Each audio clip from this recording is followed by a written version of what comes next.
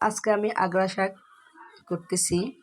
আগড়া শাক সাধারণত বড় মাছ দিয়েই ভালো লাগে, যে ডাঁটা শাকের মতো এরকম ছিলতে হয়, যে পাতাগুলো ফেলে দিতে হয়। অনেকেই জানে না যে আগড়া শাক খায়, শুধু আমরা বরিশাল অঞ্চলের মানুষই জানি যে আগড়াগুলো বড় মাছ দিয়ে খেতে হয়। আসলে আগড়া অনেক টেস্টি জিনিস, যারা খায় শুধু তারাই বোঝে। আগড়া খেলে খুজলি পাঁচড়া এগুলো ভালো হয়। এই যে আগড়াগুলো কুটে ফেলেছি, এরপরে বড় মাছ দিয়ে রান্না করব। দেখেন আগড়াগুলো কত সুন্দর, এই যে আগড়ার পাতা।